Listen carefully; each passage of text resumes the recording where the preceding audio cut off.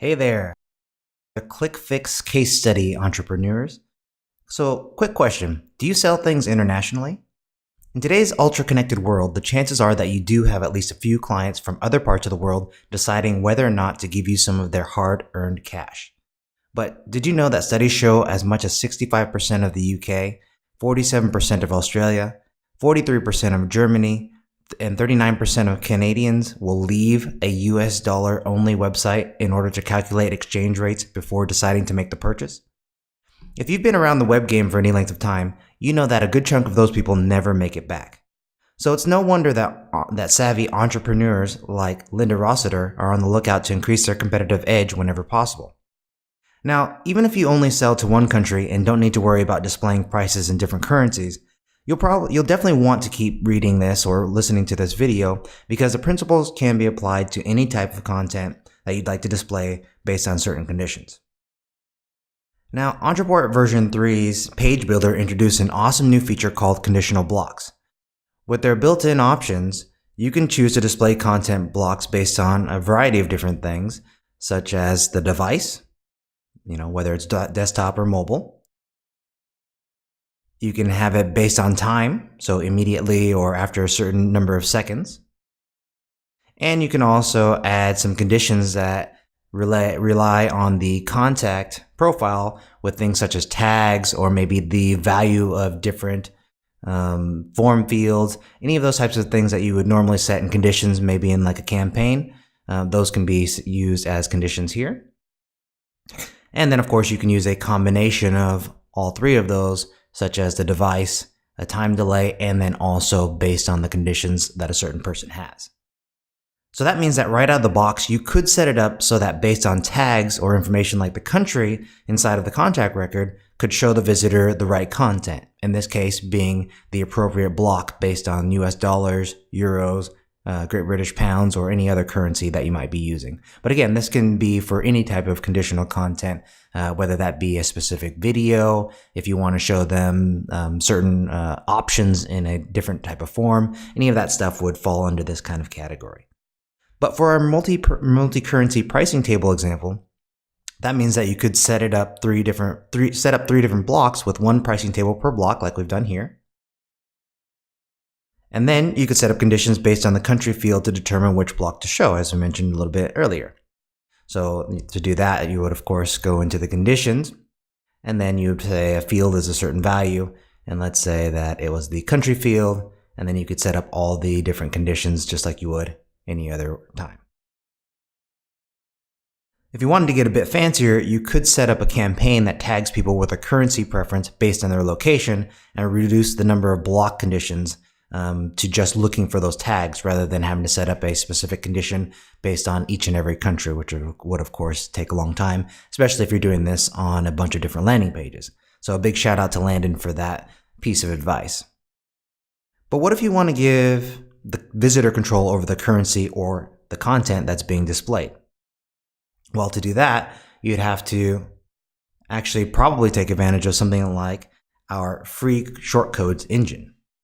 Because maybe you'd like to be able to use information from the URL to determine which block gets shown, like setting the UTM parameter to a different country or currency as part of an ad campaign.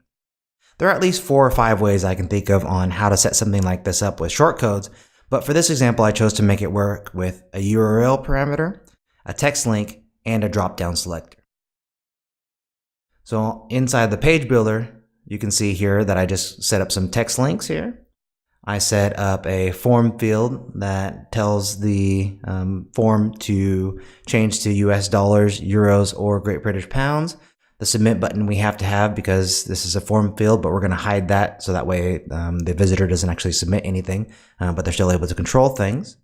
And then, like I said, we set up the 3 different blocks, which kind of just display the different currencies. So let me jump in and show you what the shortcodes themselves look like.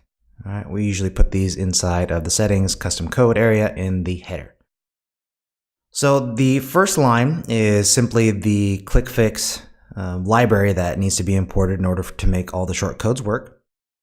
Line number 2 hides the shortcodes when the page is first loaded so you don't get any ugly looking text or anything in that slight delay between page load and the actual content being displayed. Line number 3 turns the individual blocks into tabs and then hides them from view until the page receives some interaction. Line number 4 tells it to show the US dollar block. Line number 5 hides the submit button because we don't need that. By default, Entreport only allows you to use form fields on the page if you include a submit button. But in our case, we want to use a drop-down field to change which pricing table is displayed, but there's nothing to submit, so we just went ahead and hid that button. Line 6 tells the system to look at the URL to see if there's a parameter called currency defined.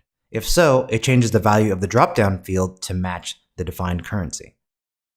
Lines 7, 8, and 9 tell the system to change which block is shown based on the value of the drop-down field.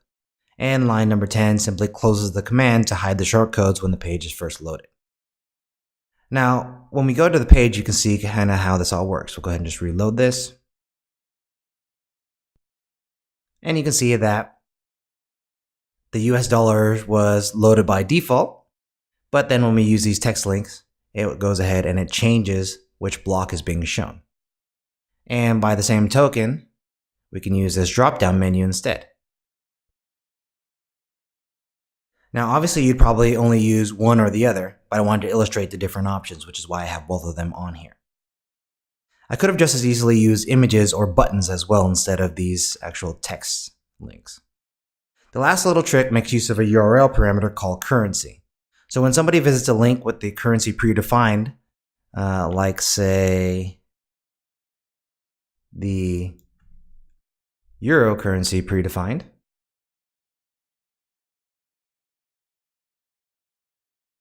it automatically detects that with the shortcode, changes the drop-down menu to reflect the value of the currency that's defined in the URL, and then of course shows the proper block based on that selection. So again, this is just one possible setup for something like this.